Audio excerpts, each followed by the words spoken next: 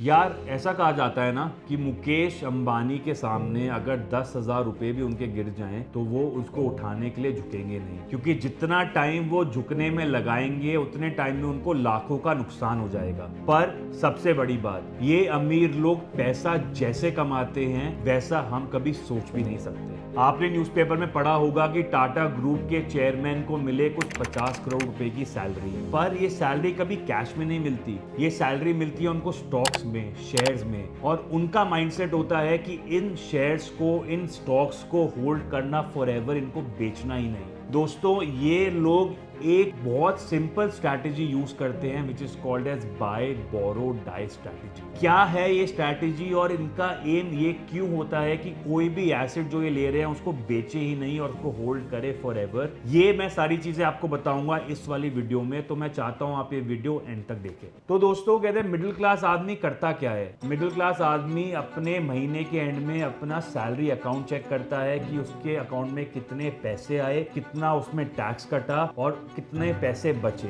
उसकी पूरी लाइफ निकल जाती है इसके अराउंड रिवॉल्व करते हुए कि उसके पास कितनी सैलरी आई। पर अमीर लोग इससे कंप्लीटली उल्टा सोचते हैं। एग्जांपल देखो, रतन टाटा साहब को 2 करोड़ रुपए कुछ सैलरी मिलती थी टाटा सन से, पर जबकि उनकी नेटवर्थ थी कुछ हजारों करोड़ रुपए में। अजीम प्रेम जी ने कुछ मिनिमल सैलरी ली विप्रो से। उधर ही रिलायंस के चेयरमैन मुकेश अंबानी की सैलरी सरप्राइजिंगली बहुत ज्यादा कम है as compared to his net worth. पर क्यों ऐसा हो क्यों रहा है? दोस्तों, अमीर लोग क्यों ऐसा कर रहे हैं कि उनकी जो सैलरी है वो इतनी कम है उनके नेटवर्थ से? दोस्तों, इंडिया में जो हाई अर्नर्स हैं वो टैक्स देते हैं कुछ 30% का, उसके ऊपर देते हैं सरचार्ज और उसके ऊपर देते हैं सेस, मतलब लगभग 42% का टैक्स देना पड़ता है उनको जब उनकी सैलरी बहुत ज्यादा हाई जाती है। तो इसलिए अमीर लोग क्या करते हैं? अमीर लोग अपनी इनकम ही अवॉइड करते हैं। तो यहाँ पे आता है दोस्तों एक इंडियन टैक्स सिस्टम का सबसे बड़ा secret which is the realisation principle. अब रियलाइजेशन प्रिंसिपल है क्या? इसको ऐसे समझो कि अगर आपकी जो टोटल एसेट है जब तक आप उसको नहीं बेचते आपको कोई भी टैक्स नहीं देना पड़ता। और इसको एक एग्जांपल के साथ समझते हैं। मानो आपने बैंगलोर में लिया 2010 में एक फ्लैट जो था 50 लाख रुपए का, आज उसकी कीमत है 2 करोड़ रुपए, पर till the time you don't sell it in the market तब तक आपके ऊपर कोई टैक्स लाइबिलिटी नहीं बनती, आपको किसी भी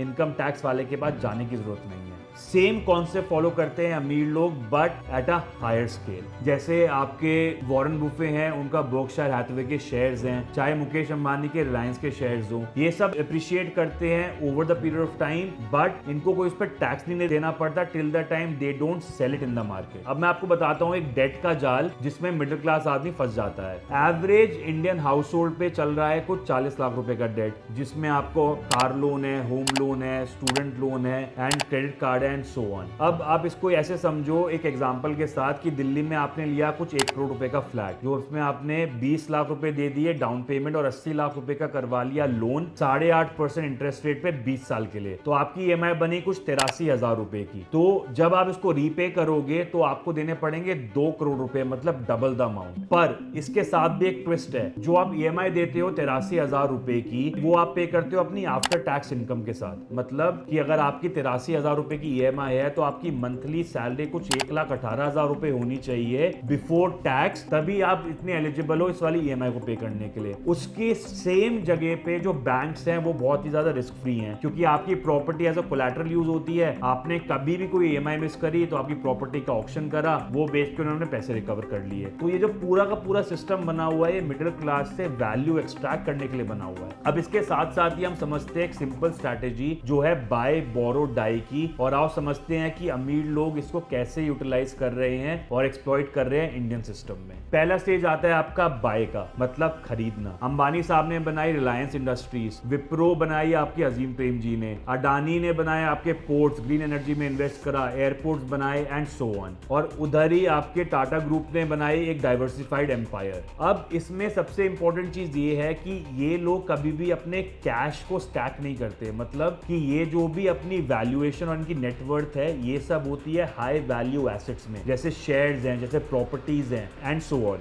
सिमिलरली अब आता है सेकंड फेज विच इज बोरो करना, मतलब उधार लेना। तो अब इसको ऐसे समझो कि अगर आपके पास 10,000 करोड़ रुपए के इन्फोसिस के शेयर्स हैं और आपको अब लिक्विडिटी की जरूरत है, तो आप बैंक के पास जाओगे और बोलोगे कि मुझे पैसों की नीड है पर मैं अपने शेयर्स नहीं बेचूंगा। तो बैंक्स क्या करेंगे, बैंक्स खुशी खुशी आपके लिए एक लाइन ऑफ क्रेडिट बना देंगे, चाहे वो HDFC हो, ICICI हो, SBI हो। इन सबके पास हाई नेटवर्थ इंडिविजुअल्स के लिए एक अलग से बैंक डिवीजन होता है जिसपे ये आपको लोन दे देते हैं, वो भी 6 से 7% इंटरेस्ट पे। और उसको समझते हैं एक एग्जांपल के साथ। आपके पास let's say for instance 1000 crore रुपए के इन्फोसिस के शेयर्स है, तो आप क्या करोगे कि इस पे लोगे कुछ 500 करोड़ रुपए का लोन 6 से 7% के इंटरेस्ट पे। तो अब क्या होता है कि आपने लिया 500 करोड़ रुपए का लोन, जिसमें से आपने 50 करोड़ रुपए खर्च दिए अपने लाइफस्टाइल पे, महंगी गाड़ियां ले ली, बंगला ले लिया, स्टाफ रख लिया। 200 करोड़ रुपए आपने इन्वेस्ट कर दिए किसी कंपनी में, और 250 करोड़ रुपए जो बचे आपके वो कर दिया आपने हाई वैल्यू एसेट्स में। जो आपका एनुअल इंटरेस्ट बना वो बना बहुत मिनिमल 30 करोड़ रुपए का, और जो आपके 1000 करोड़ रुपए के शेयर्स थे वो हो गया 1500 करोड़ रुपए के, मतलब और ज्यादा आपकी वैल्यूएशन बढ़ गई।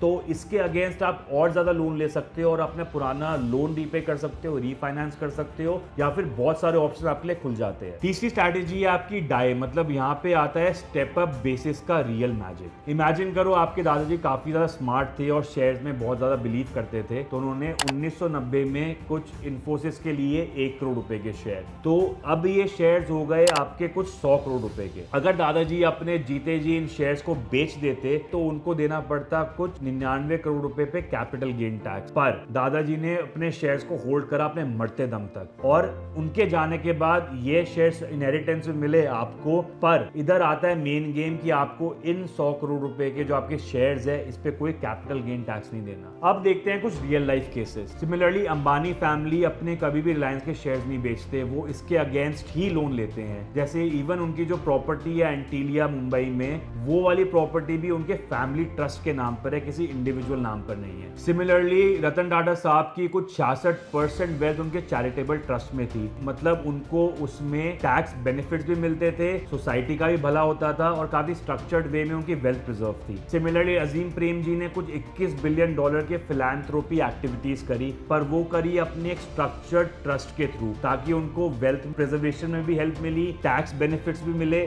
और सोसाइटी का भी भला हुआ। तो दोस्तों मेन पॉइंट इसमें समझने का ये है, जो बड़ी फैमिलीज हैं वो मेन गेम खेलती हैं अपने ट्रस्ट के थ्रू, मतलब पर्सनल नाम पे कुछ नहीं लेती, चाहे वो बजाज फैमिली हो, महिंद्रा फैमिली हो, गोदरेज फैमिली हो, तो family trust plays a very major role. तो इनको फैमिली ट्रस्ट से क्या बेनिफिट मिलता है, उनको एस्टेट टैक्स उनका बचता है, easy to transfer to next generation होता है, वेल्थ प्रोटेक्शन होती है और फिर प्राइवेसी भी मेंटेन होती है। एंड ऑल्सो ये काफी ओपन सीक्रेट है, जो बड़ी फैमिलीज है इंडिया की वो अपना पैसा रूट करती है मॉरिशस के through, because after India Mauritius का ट्रीटी साइन होने के बाद काफी ज्यादा इनको कैपिटल गेन टैक्स में बेनिफिट मिलता है। Mauritius as an investment route into India seems to be heading towards death, and the Mauritius government is scurrying to get its house back in order. Bloomberg TV India learns that in a last-ditch effort to bring back investors, Mauritius government has approached the Indian government with a proposal to include a limitation of benefits clause in the Mauritius-India tax treaty.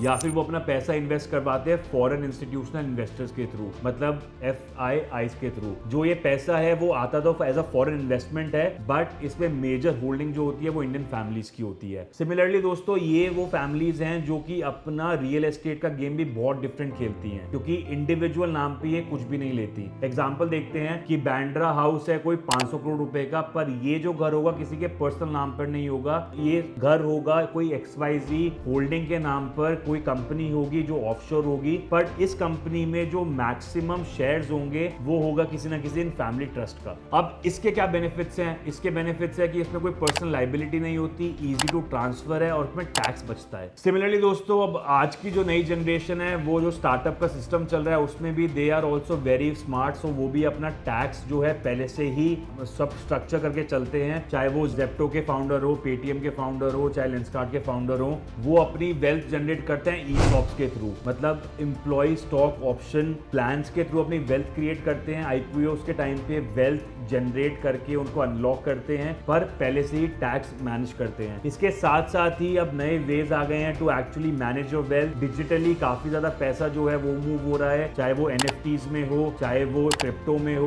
Because ये एक ऐसा regulatory grey area है जिसको अब exploit करके ये लोग अपने पैसे इसमें बचा रहे हैं और सेव कर रहे हैं। तो दोस्तों, key takeaway from this video is that आपको अपना खुद का एसेट बनाना है। This is not just for the people who are earning a lot of money but also for the middle class. आप अपना पैसा एसेट में बनाओ, लोन लो एसेट के थ्रू, अपनी कंजम्पशन के थ्रू नहीं। अपने टैक्स को प्रॉपरली मैनेज करो, CA को कंसल्ट करो और प्रोफेशनल हेल्प लो व्हाइल इन्वेस्टिंग योर मनी। अगर आपको ये वाली वीडियो पसंद आई हो तो उसको लाइक, सब्सक्राइब और शेयर करना मत भूलना, और कमेंट सेक्शन में बताओ कि आपको और क्या वेल्थ जनरेशन के ऊपर और कौन सी वीडियो आप चाहते हो कि हम उसको बनाएं और आप तक लेके आएं। And friends, always remember, own the right thing so that the system works for you. Own nothing and you work for the system. So till then, take care, stay informed and thank you.